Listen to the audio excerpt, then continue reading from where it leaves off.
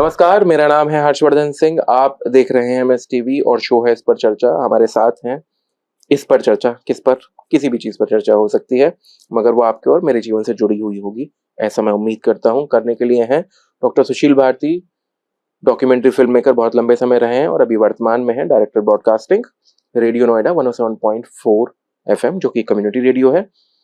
ये पूरी श्रृंखला आप देख ही चुके हैं और अलग अलग विषयों पर उनसे बात होती रहती है। क्या उनका व्यू पॉइंट है आप लोग जानते हैं, मगर वो डिराइव कहाँ से करते हैं, ये उनका एक्सपीरियंस कहाँ से आ रहा है, इसके बारे में शायद अभी तक चर्चा उतनी नहीं हो पाई है। कि वो कोई एक आध इंस्टेंस अगर कभी आया हो तो वो एक अलग चीज है। तो आज थोड़ा सा बात करेंगे अभी उनका जो पूरा एक्सपीरियंस रहा है जब उन्होंने ट्रैवल किया पूरा भारत, वो, और थोड़ा सा आज के परिप्रेक्ष्य में वर्तमान जो हालात हैं उनके संदर्भ में कुछ और चीजें समझने की कोशिश करेंगे। सर, स्वागत है आपका। बहुत बहुत शुक्रिया हर्ष, मुझे आमंत्रित करने के लिए। सर, जैसा मैंने शुरुआत में कहा कि आप 3 बार मेरे ख्याल से भारत घूम चुके हैं, आप खुद इस बात को कहते हैं। और भारत में भी आपका जो कहना है कि यूएसपी जो है उस पूरी विजिट का, वो ये है कि बड़े बड़े शहर नहीं, चमकदार सड़कें वो नहीं, कच्चे रास्ते, जंगल, आदिवासी, ये सारी चीजें, to shoot them like with a camera, उसके लिए उस पूरी लाइफ से ये जो आज आउटकम है, आउटकम एज एन जो आप लोगों को बताते हैं, आपका जो व्यू पॉइंट है, ये आपने कैसे डिड्यूस किया? देखिए हर्ष, मैं अपने दर्शकों को थोड़ा सा ये भी बताना चाहता हूँ कि जब मैं कहता हूँ कि मैंने भारत घूमा है, तो मैं यहाँ पे ये कहना चाहता हूँ कि एज अ मीडिया पर्सन मैं टेलीविजन प्रोग्रामर रहा, डॉक्यूमेंट्री फिल्म मेकर रहा, और इसके अलावा सोशल कॉर्पोरेट फिल्म्स जो हैं, है नहीं, तो ये सब जो मैं बनाता रहा हूँ। सोशल कॉर्पोरेट फिल्म क्या होता है? सोशल कॉर्पोरेट फिल्म्स मतलब ये है कि अगर कोई संस्था है, कोई एनजीओ है, अगर वो किसी ग्राउंड पे कोई काम कर रही है, तो वो अपना प्रचार करना चाहती है, अपने काम को दिखाना चाहती है, so will not call it documentary film. मैं इसको कहूंगा कि सोशल कॉर्पोरेट फिल्म है। कोई एक आध अगर आपको नाम याद आ रहा हो और आप ले पाए? बहुत सारी एक संभव करके संस्था है, उसके लिए हमने फिल्म की है जी। ये यूनिफेम के लिए हमने फिल्म की है, मैंने रेड क्रॉस के लिए फिल्म की, मैंने अमेरिकन इंडिया फाउंडेशन के लिए फिल्म की है, मैंने कैसप्लान के लिए बहुत सारी फिल्में की हैं, मैंने NCHSC भोपाल जो है संस्था, उसके लिए फिल्म की है। तो इस तरीके से लगभग देश की जितनी भी संस्थाएं हैं, है नहीं, तो फोर्ड फाउंडेशन के लिए कुछ काम किया है, तो इनको मैं सोशल कॉर्पोरेट फिल्म्स कहता हूँ।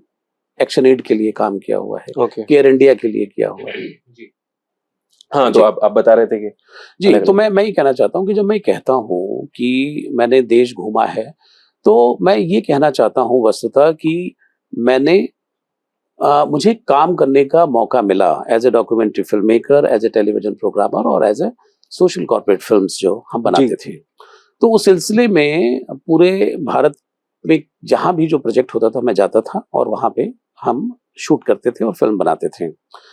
कुछ फिल्में जो थी वो नेशनल चैनल पर प्रदर्शित हुई, कुछ फिल्में कॉर्पोरेट यूज के लिए होती थी, है ना। तो इस तरीके से मेरा जो एक ओवरऑल जो अनुभव है वो इसी तरह का अनुभव है। जो बात है वो ये है कि इस दौरान जब आप ट्रैवल करते हैं, काम करते हैं ग्राउंड लेवल पर, तो आपको बहुत सारे अनुभव जो हैं वो जीवन के होते हैं, और उन्हीं अनुभवों से आप बहुत कुछ सीखते हैं, बहुत कुछ समझते हैं। तो जो आपका प्रश्न है कि मैं अगर कुछ बोल पाता हूँ या कुछ मैं बता पा रहा हूँ, तो उसके अनुभव का आधार जो है, उन बातों का आधार जो है, वो कहीं ना कहीं मेरी जो अपनी जीवन यात्रा है वहां से है। सर, जब अनुभव की बात करते हैं तो आपको रोजमर्रा की जिंदगी में वैसे भी अलग अलग होते ही हैं। हाँ, इसमें थोड़ा सा एक आपका जो पेरिफेरल व्यू है वो बढ़ जाता है क्योंकि आप अलग अलग ही जाते हैं। मेरा जो सवाल था वो ये था कि जब आप ट्रैवल कर रहे थे, how did you actually deduce these things? क्योंकि आप कहीं ट्रैवल कर रहे हैं, आप कहीं गए, एक अच्छा पेड़ है, अच्छा झरना है, आप फिल्म मेकर के पर्सपेक्टिव से आपने वो अच्छी तरीके से शूट कर लिया, एडिटिंग के बाद वो अच्छी चीज निकल के आ गई, that is a totally different aspect of it.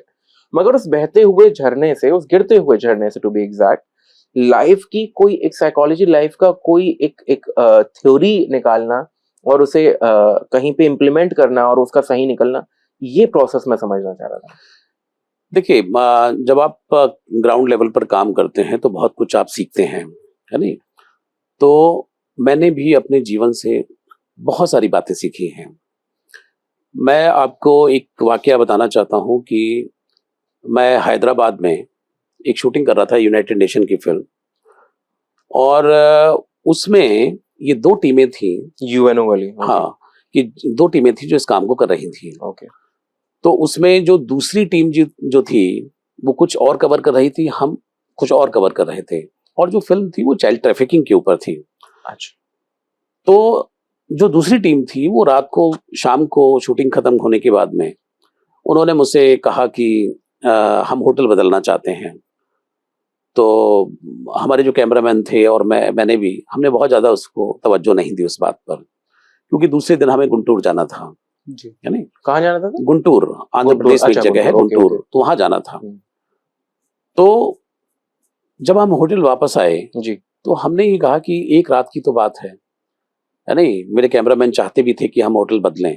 तो मैंने कहा कि सर एक रात की बात है, तो उसके बाद तो हमें गुंटूर जाना ही है कल, तो क्या इतना हम सामान उठाएं जाएं ये करें, है नहीं? तो कोई लग्जरी तो है नहीं।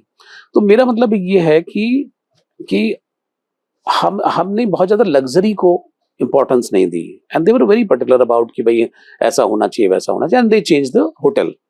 और जब उन्होंने होटल रात को चेंज कर लिया तो that was very very unfortunate कि उस दिन नीचे जो थी वो, होटल के नीचे कोई कार्तिकेय इन नाम का होटल था हैदराबाद में, और उसके नीचे पटाखों का गोदाम था और उसमें आग लग गई, और वो सेंट्रली एयर कंडीशन से धुआं होकर के जितने भी यात्री थे जो वहां पे रुके हुए थे, तो उनका दम घुट गया, और उसमें दिल्ली के 2 फिल्म मेकर जो थे उनकी मृत्यु हो गई। And you were one of them, like उसमें आप नो, फंसे? I was not there. जैसे मैंने कहा ना कि मैंने धैर्य रखा, संयम रखा कि हमें होटल नहीं चेंज करना है। अच्छा, मतलब आपने चेंज नहीं किया, हमने उन्होंने चेंज चेंज कर हमने दिया? चेंज अच्छा। नहीं किया। तो मेरा कहने का अर्थ ये है कि मैंने जब दूसरे दिन मैं और हमारे कैमरामैन साहब जब गुंटूर जा रहे थे तो वो बहुत ही शांत थे, तो उन्होंने कहा कि काश अगर हम भी उस होटल के अंदर होते। तो मैंने कहा कि होते या नहीं होते वो तो एक दूसरी बात है, बट सबसे बड़ी बात यह है कि हमें जीवन में सहजता, सरलता और धैर्य रखना चाहिए। दिखावा नहीं करना है नहीं? कि एक रात में आप होटल में मतलब जाकर के आप क्या कर लेंगे, मतलब लग्जरी को ध्यान में रखते हुए। तो मैंने अपने जीवन को जो जिया है कि जहां जैसा मिल गया, जो भी हालात रहे, जिस भी स्थिति में रहे, तो मैंने काम को तवज्जो दी। मैंने इधर उधर नहीं देखा कि मुझे ऐसा होटल चाहिए, यही लग्जरी चाहिए, ये फैसिलिटीज चाहिए, ऐसा होना चाहिए, वैसा होना चाहिए, ये मैंने इस पर तवज्जो नहीं दी, और शायद यही वजह थी कि ये जो मेरी सोच थी उसकी वजह से हम बचे भी। तो सर, ये जो आपका idea of not being particular about things, जैसे कुछ लोग होते हैं जो बहुत पर्टिकुलर होते हैं, जैसे अगर मैं अपनी निजी स्तर पे बात करूं तो मुझे एक ऐसा कमरा चाहिए किसी भी होटल में जहाँ नेचुरल लाइट आती हो, जहाँ वॉशरूम बहुत साफ हो। मुझे एक ऐसा कमरा चाहिए जो मिड बाजार में ना हो, जहाँ आवाज़ें थोड़ी कम हों। And I am sort of particular about it if I have like a say about it. अगर कोई और कर रहा है तो वो एक अलग चीज़ है। ये बात रही कहीं रिहाइश को लेकर, मगर आपने जैसे कहा सहज होना चाहिए, इतना ज़्यादा लग्जरी को लेकर नहीं। तो क्या ये आइडिया आपका जब आप शूट करते हैं या फिर आप ज़िंदगी को जीते हैं तब भी रहता है, या फिर तब चेंज हो जाता है? क्योंकि एज़ अ फ़िल्म मेकर अगर कोई शॉट चाहिए तो चाहिए, या फिर नहीं उसमें भी कि हाँ ठीक है ये मिल गया तो इसी से चला लेते हैं काम? देखिए हर्ष, मैं जिस स्कूल ऑफ थॉट से आता हूँ, मेरे पिता अक्सर कहा करते थे कि work like a donkey and live like a prince. वो हमेशा ये कहा करते थे कि जो काम जब आप करते हैं तो वहां पर आप पूरी जी जान लगा कर काम करिए। वहां आप लग्जरी और ये सब मत ढूंढिए, है नहीं? You have to be hard working. और जब आप अपने कंफर्ट जोन में आ जाएं, हाँ, तो आप राजाओं की तरह से रहें। तो मेरा कहने का अर्थ यह है कि जब आप काम के लिए निकले हुए हैं, हाँ, शूटिंग मेरे लिए काम होता था, फिल्म मेकिंग मेरे लिए काम होता था, ठीक है। वहां कोई लग्जरी नहीं होती थी मेरे लिए, तो मैं वहां लग्जरी तलाशता भी नहीं था, और ना ही मैं ये प्रेफर करता था। मुझे जानते हैं जिन्होंने भी मेरे साथ शूटिंग की है, और मैं कैमरे में कह भी सकता हूँ, मैं क्षमा भी चाहता हूँ कि कई बार उनको भूखा भी रहना पड़ा है। तो मेरा कहने का अर्थ यह है कि जो मुख्य तवज्जो जो होती थी वो काम के ऊपर होती थी, और बहुत सारा जो समय है, मैं बहुत सारे ऐसे फिल्म मेकर को भी जानता हूँ, ऐसे लोगों को भी जानता हूँ कि जो बहुत पर्टिकुलर हैं। उनका सारा का सारा समय जो है वो इन्हीं सब चीज़ों में, इन्हीं दिखावों के अंदर कि चले गए सबसे पहले। मैं बहुत सारे ऐसे कैमरामैन को जाते ही जाकर के होटल में जाकर के हंगामा कर दिया, your washroom is not good, ये नहीं है, वो नहीं है, फलाना नहीं है, लेट्स चेंज द होटल। तो अगले 2 घंटे तक यही ड्रामा चल रहा है। तो मैंने वो नहीं किया और शायद यही एक वजह थी कि मैं कभी भी अपने प्रोड्यूसर को मैंने इस तरह से फ़ोन नहीं किया कि यहाँ कोई दिक्कत है, यहाँ कोई परेशानी है। और वो सब जानते भी थे कि अगर सुशील भारती सेट के ऊपर हैं, तो वहाँ से कोई दिक्कत इस तरह की नहीं आएगी, वो शूट करके ही वापस आएँगे, सफलतापूर्वक शूट करके वापस आएँगे। चाहे किसी भी तरीके की चुनौतीपूर्ण स्थितियाँ क्यों ना हों। सर आपने अगर आप ये कहते कि मैं ऐसा करता हूँ, तो शायद ये सवाल नहीं बनता, मगर आपने कहा कि इंसान को धैर्य रखना चाहिए।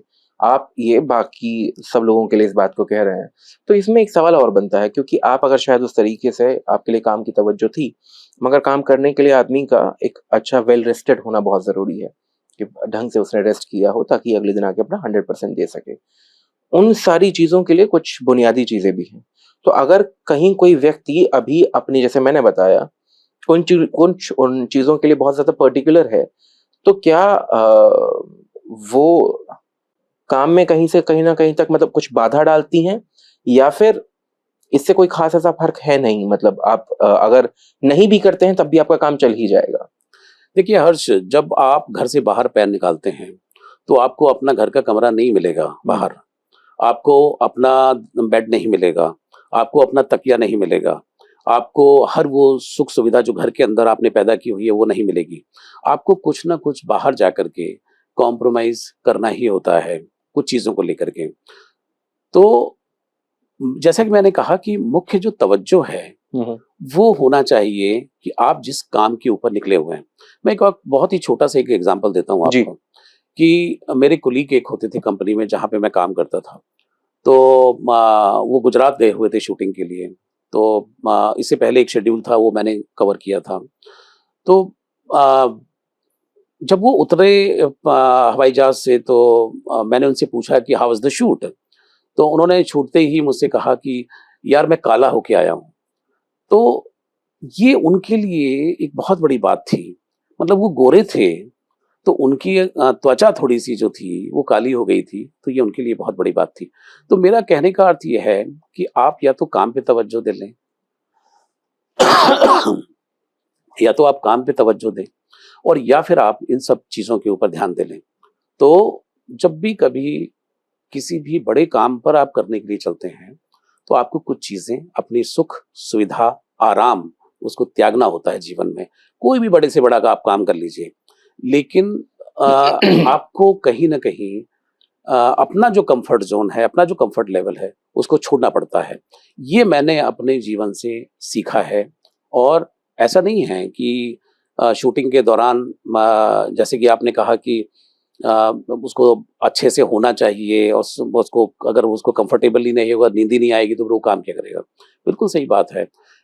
एक बेसिक जो रिक्वायरमेंट है, वो हमेशा होनी चाहिए। लेकिन अगर बेसिक रिक्वायरमेंट के अलावा आप अगर ये सोच रहे थे कि भई प्रोड्यूसर के पैसे पर आज हम अय्याशी पूरी कर लें, तो ऐसे बहुत सारे जो 90% लोग जो थे, वो काम कम करते थे, लेकिन वो शोर ज़्यादा मचाते थे। और इसी की वजह से थी कि वो कहीं न कहीं वो वक़्त से पहले ही डूब गए, काम भी नहीं कर पाए, बहुत सारी ऐसी चीज़ें थी, उनमें सब में उलझ के रह गए। तो मेरा मतलब ये है कि घर से बाहर जब आप पैर निकालते हैं, तो आपको कहीं न कहीं वो चीज़ें नहीं मिल पाती हैं। चाहे कितना भी मैं बड़े-बड़े 5 स्टार होटल्स के अंदर भी रहा हूँ, लेकिन वहाँ पर कई बार आपको अपना कम्फ़र्ट नहीं मिल पाता है। मैं ये कहना चाहता हूँ। ओके, नाउ अंडरस्टूड कि you can be particular, but आप फज़ी नहीं हो सकते जी, उसके लिए। बिल्कुल। मतलब अगर वो आपको मिल रहा है तो बहुत अच्छा, और ना मिलने की परिस्थिति में आप एकदम हेवायर और दिक्कत में जी। नहीं। आप पानी सर? नहीं, ठीक है, इट्स ओके। अ, थोड़ा-सा इससे थोड़ा अलग चलते हैं। वो ये कि आपने सारी चीज़ें ये as a documentary film maker सब चीज़ें सीखी, करी, मीडिया फिर आप हार्डकोर में आ गए, हुआ।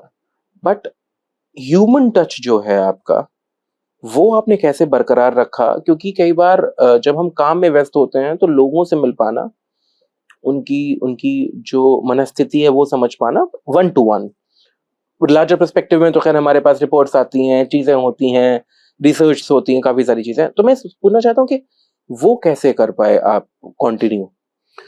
देखिए हर्ष, होता क्या है कि जब आप फील्ड के ऊपर काम कर रहे होते हैं जी। तो आपको एक एम्पैथेटिक रवैया रखना होता है। हाँ, ओके।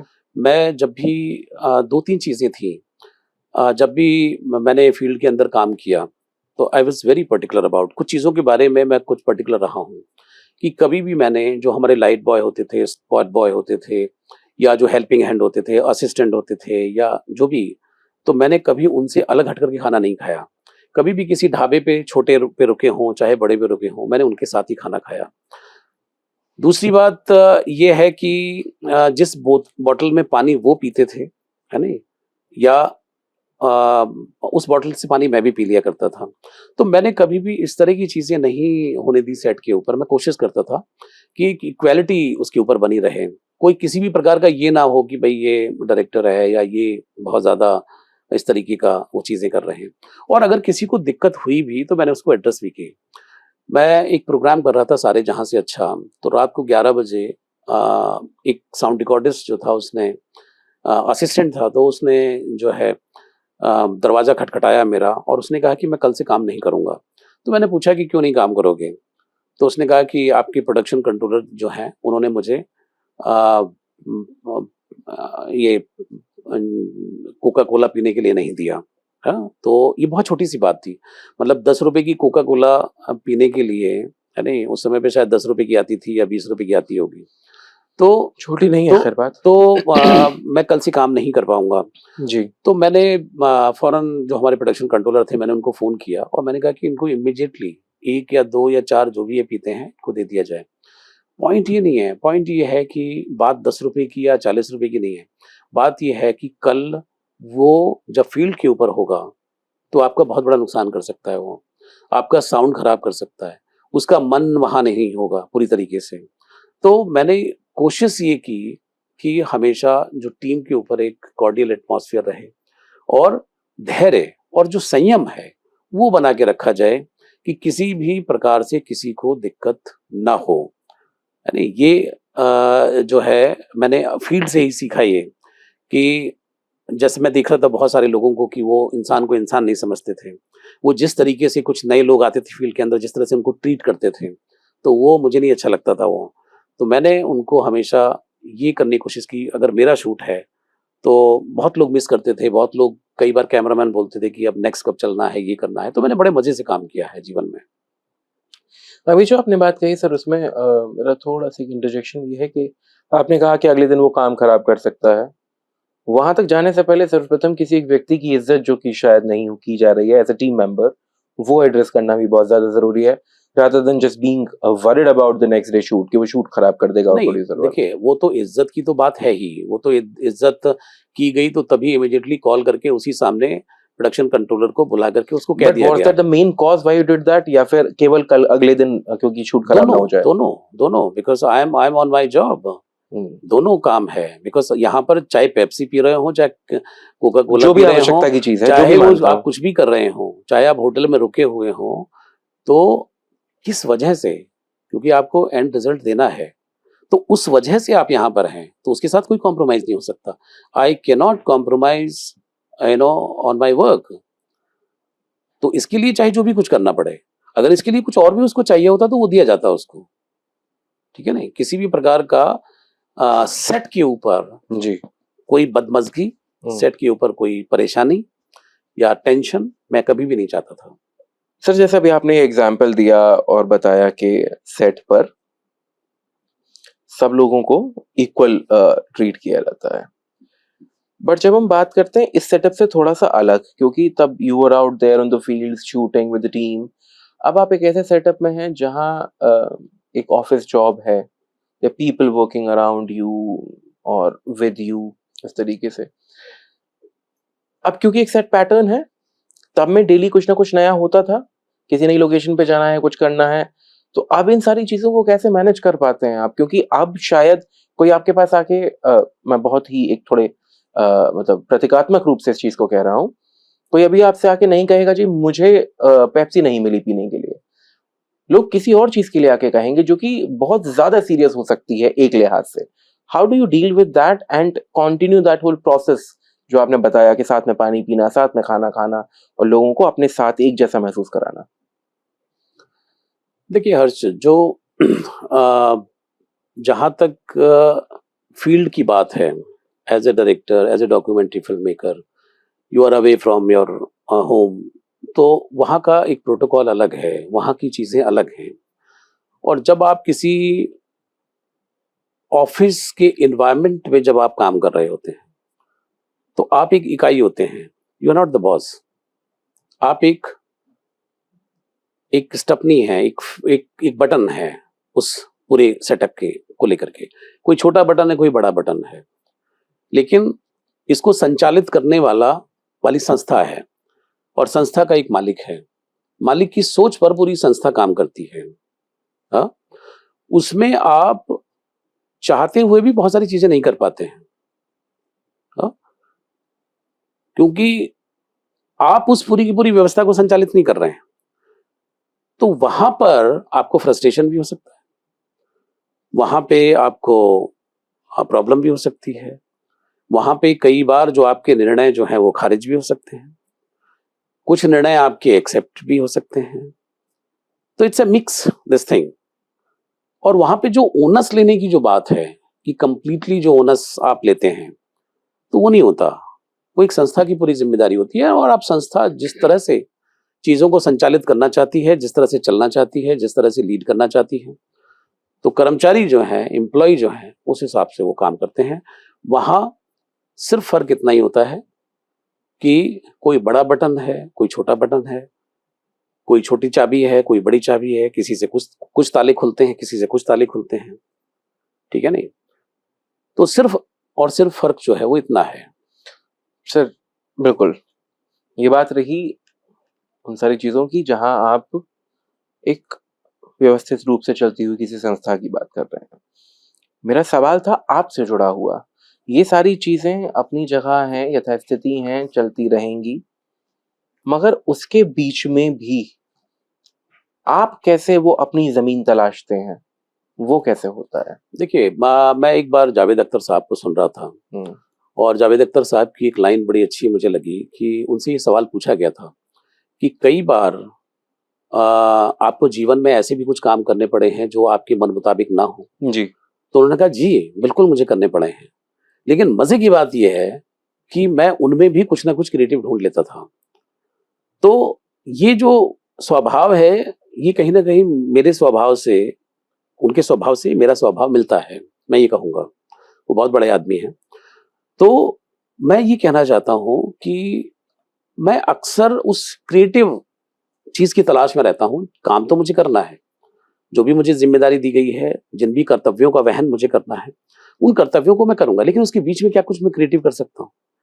ये जो क्रिएटिव अर्ज है, या ढूंढने की जो अर्ज है, यही आपको बचा के रखती है। और मैंने कहीं पे भी काम किया है, अगर काम मेरे मन मुताबिक नहीं है, तो मैंने वहां पर कुछ ना कुछ क्रिएटिव तलाशने की कोशिश की है, और यही शायद मेरी जमीन जो है वो तैयार होती है, जो आपका प्रश्न है। तो सबसे आखिर में क्या ये जो पूरा शो स्टार्ट हुआ, जिस तरीके से इस पर चर्चा की भूमिका बांधी गई, आप अलग अलग विषयों पे बताते हैं, तो क्या ये भी इसी एक क्रिएटिव जो आपका क्वोशंट होता है, क्या उसी ही का एक एक आउटकम है, या फिर ये बहुत लंबे समय से अर्जित ज्ञान और जो सारी चीजें थी उनको कहीं साझा करने के लिए आपको कोई पटल चाहिए था, तो उसका एक आउटकम है? देखिए, जहां तक इस पर चर्चा, इस शो की बात है, तो बहुत सारी ऐसी बातें हैं जो मैं बहुत गहराई से महसूस करता हूँ, और मैं उन बातों को शेयर करना चाहता हूँ, कहना चाहता हूँ। तो मैं ये तो नहीं कहूँगा कि किसी खास मकसद से इस कार्यक्रम को शुरू किया गया, या इसके पीछे कोई योजना थी, या इसके पीछे कोई कोई कारण था, ऐसा तो मैं कुछ नहीं कहूँगा। मैं सिर्फ ये कहूँगा कहेंगे कि नहीं या है नहीं?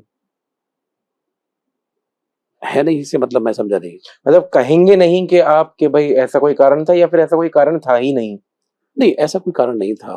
अच्छा। मैं ये कहूँगा कि ऐसा कोई कारण नहीं था। हुँ। सिर्फ मैं ये कहना चाहता हूँ कि मैं कुछ ना कुछ ऐसी चीज़ की तलाश में ज़रूर रहता हूँ कि जहाँ पे आप कुछ क्रिएटिव कर सकें, कुछ क्रिएट कर सकें। क्योंकि मेरा मानना है कि जब आप कुछ क्रिएट करते हैं, जब कुछ एक्शन करते हैं, तो तभी रिएक्शन होता है। मैं जीवन में बहुत सारे लोगों को जानता हूँ कि जो सिर्फ़ और सिर्फ़ बात करते हैं, कुछ करने की कोशिश नहीं करते। बातें करने से कुछ नहीं होता है नहीं? बातें तो हमारे साधु संत बहुत अच्छी करते हैं। साधु संत महात्माओं से अच्छी बातें कोई नहीं कर पाता है नहीं? लेकिन अगर उनका जीवन का अगर कोई अनुभव कहा जाए तो उनके पास जीवन का अनुभव नहीं है। तो मेरा मतलब ये है कि व्यक्ति को कुछ ना कुछ करना चाहिए। जब आप एक्शन करेंगे तभी रिएक्शन होगा और रिएक्शन का फिर कोई एक्शन होगा।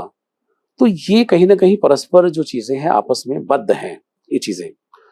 तो मुझे ऐसा लगता है कि जब मैंने इसको शुरू किया, तो मुझे अच्छा लगना शुरू हुआ कि ये कोई कुछ एक्शन हुआ है, ये कहीं जा रहा है, ये विचार कहीं पहुँच रहे हैं और ज़ाहिर-सी बात है कि लोगों का रिएक्शन भी सामने आया और जब लोगों का रिएक्शन सामने आया, तो मेरा भी एक्शन जो है, उसकी गति जो है वो बढ़ गई। तो ये हमेशा इस तरह की चीज़ें होती हैं। मैंने कभी भी अपने जीवन में कोई ऐसा काम नहीं किया कि मैं कोई प्लानिंग करके कर रहा हूँ कि जी मुझे ये प्लानिंग करनी है और इस तरीके से मैं करना चाहता हूँ और मतलब फिर उसका ये होगा, वो होगा। उस तरह से मैं अनफॉर्चुनेटली नहीं कर पाया। मैं कई बार मानता भी हूँ कि I am not good in marketing, है नहीं? लेकिन मुझे इसी तरह से करना अच्छा लगता है। ये मैं कहना चाहता हूँ। That can be a whole explanation. जो आपने कहा कि मतलब जो सवाल मैंने आपसे पूछा कि क्या कभी मन में ये विचार था कि इतना लंबा समय जो मैंने काम किया है, उससे अर्जित जो ज्ञान है मैं लोगों को दूँगा, तो वो एक एक योजनाबद्ध तरीके से, क्योंकि योजना मन में थी कि लोगों को तक पहुँचाना है इसे। मैं योजना जब कह रहा था, तो मेरा तात्पर्य ये था। मगर दूसरा जो आपने कहा कि कोई एक बहुत ही अ, मार्केटिंग वाला जो आपने लफ्ज़ इस्तेमाल किया, उस लिहाज से कोई चीज़ शुरू नहीं हुई थी। Okay, I can understand that. बहुत-बहुत शुक्रिया सर आपका। आज का ये जो एपिसोड है, इसे यहीं खत्म करते हैं। ये बहुत पर्सनलाइज़ था, आप ही के बारे में था।